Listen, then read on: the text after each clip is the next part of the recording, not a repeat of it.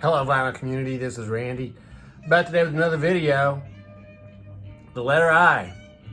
I am up to the letter I on my countdown for favorite 10 records for each letter of the alphabet.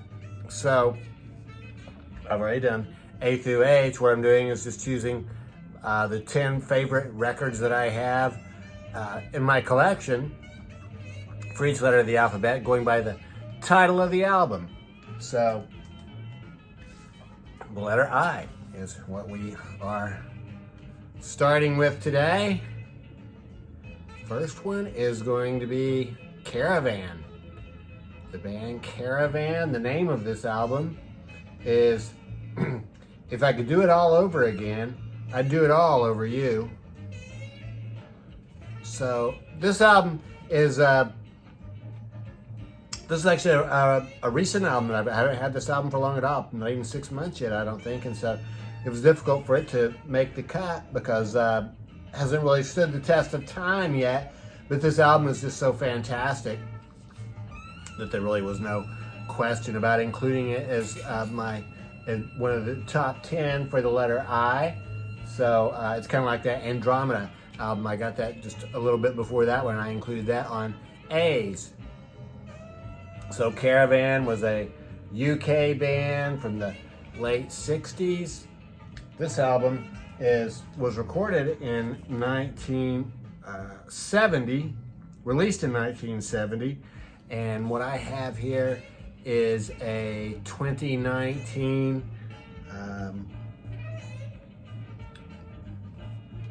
it's a 2019 Decca reissue.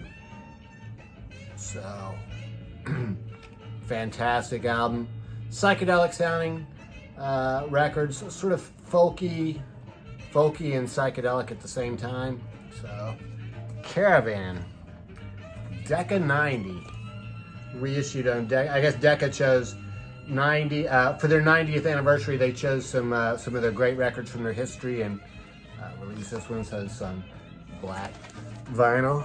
Caravan. Next up, David Crosby. If only I could remember. If I could only remember my name. The first record was If I Had It All to Do Over Again. This one is If I Could Only Remember My Name. So this is a 1971 album from David Crosby. David Crosby had been in the Byrds in the 1960s, and he joined up with Graham Nash and Steve Stills and did the Crosby, Stills and Nash album, and Neil Young joined them. They did Crosby, Stills, Nash and Young. And I think sort of, while he recorded this album, I think while Crosby, Stills, Nash and Young I suppose they were still a band. I think all four of those people worked on this record, along with most of the members of the Grateful Dead and all kinds of people that live there in the Bay Area. So this is just a fantastic album. My favorite song on here, I feel sure, is going to be Cowboy Movie.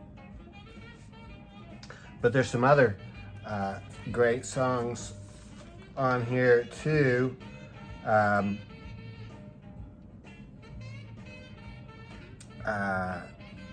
Let's see, Cowboy Movie, Time Will Pay Us High is a good one. Laughing is one that I really like right here. Laughing was also on another album. It was on I guess it was on that Byrds album, that Byrds Reunion album, but I think the version on here is much better.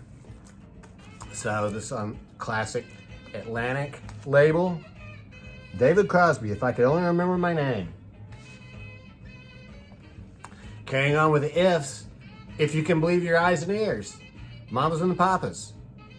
Absolutely a fantastic album. This was actually a time-tested record for me. I did a whole video about this record, and just an awesome record. This could almost be like a greatest hits record itself. Mamas and the Papas, sort of a folk rock band from the Mississippi, a vocal band. They didn't. Well, I guess John Phillips played guitar, but other than that, they didn't really. They had like studio musicians to do the music for them. This is not the original record that was released in 1966. In 1966, they put they put something on the cover. It wasn't like a sticker. I mean, they actually put it on the cover to cover up this toilet. But this is a 2010 Sundays reissue, 2010 mono reissue on Sundays Records. So I was glad to get this one. If you had the original from 1966, they did release a few of them, I guess, that showed the toilet on the cover, and those are very valuable. But I don't have that one. So the hit song, this had their two biggest hit songs, Monday, Monday and California Dreamin'. Some other absolutely fantastic songs, Straight Shooter, Got a Feeling, I Call Your Name.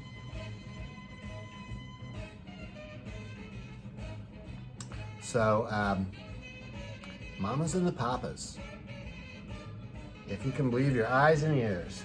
That is on Dunhill Records. Sundays, I think, copied the original Dunhill label. Has that yellow, Dunhill and yellow on that label. So, yeah. Mamas and the Papas. In City Dreams. Robin Trower, one of my favorites. It's absolutely fantastic album. This came out in 1977 when I was a senior in high school. I went to see Robin.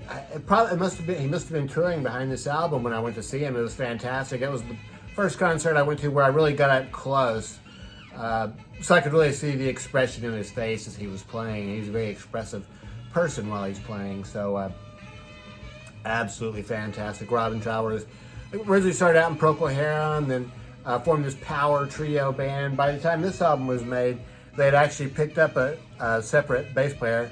James Dewar had been the vocalist and the bass player, but they picked up another guy, I think Rusty Allen was his name, to play bass on here so that Dewar could just focus on the vocals. And let's see, I'm not sure who the drummer is on here. I know that they started out with one guy for a drummer, then later on they picked up Bill Lorden. Oh yeah, Bill Lorden is the drummer on here. So he'd been playing with Sly and the Family Stone before he came over to Robin Trower. So In City Dreams, absolutely fantastic album. This is on Chrysalis Records. Blues rock is what I would call Robin Trower's music. Cheap Trick makes another appearance. They were on the H, when I did the letter H. Heaven Tonight made the cut. This is probably my favorite Cheap Trick album right here, In Color. I love this album. As I pointed out on the Heaven Tonight album, they have kind of like the two cool guys on the front, Tom Peterson and Robin Zander, then Rick Nielsen and Bunny Carlos on the back in black and white. Has this fantastic gatefold sleeve, which I think is sort of modeled after the Beatles' Sgt. Pepper's Lonely Hearts Club Band album. So this is just a great power pop album. Southern Girls, I think, is the big song on here for me. But Hello There was a huge hit, I think. And oh yeah, I Want You to Want Me. I think it was the live version, I Want You to Want Me, from the Live at Budokan album, which really became the big hit for them. So this is on that epic orange label. I forgot to display the record that we are hearing in the background. Did not quite make the cut for one of the top 10, but fantastic album. That is King Curtis, Instant Groove. Back to the top 10 now. Supergrass. This is another one that I got it within the past year or so. This is a reissue. This album came out in 1997. I think this is indie rock or Brit rock maybe. Power pop. This is a British band, a three-man British band. This cover makes it look like they are an acoustic band, but they're not. They play electric instruments. They're just holding those instruments, I think, here on the front of this. So this is another one that, just when I first heard it, immediately knew it was going to be an all-time favorite. So even though I haven't had it for that long, it still qualifies for the top 10 just because it's so awesome. So Supergrass, In It for the Money is the name of the record. So yeah, 1997. This was just reissued within the past year. The real instruments they really play there. A picture of the guys there. This one actually also came with a 12-inch single. There's what the label looks like on this one though. Supergrass, In It for the Money. In Search of the Lost Chord. Fantastic album. When I'm doing these top 10s, it's really been the same for most of the letters. There have been about maybe 7 or 8 records for each letter that, absolutely I knew for sure they had to be included. And then after that, there were maybe 2 or 3 that, was sort of on the edge and I had to decide among maybe, 5 or 6 or 7 records. So I listened to this one last night just to be sure. It's such a fantastic album, In Search of the Lost Chord by the Moody Blues. This has Seesaw on it, which is one of their most psychedelic songs. Ride My Seesaw is the actual name of that. Song I really like on it is Dr. Livingston, I presume, which is sung by Ray Thomas, the guy who just did percussion and flute for the band. Legend of a Mind, which was one of their biggest hit songs, is on this album, Legend of a Mind, all about Timothy Leary. And then it has all this cool stuff here about meditation, I guess, and the word So, Moody Blues, In Search of the Lost Chord. That is on DRAM Records. King Crimson. They had several albums that were in the running for the letter I. There was In the Wake of Poseidon, and also Islands. I'm not sure, I maybe really like In the Wake of Poseidon better, but it was just a tough choice. I decided to go with this one for my top 10 just because of this iconic album cover for one thing. And then also this has, I don't know if it was a hit song really, but I guess sort of an iconic song, 21st Century Schizoid Man.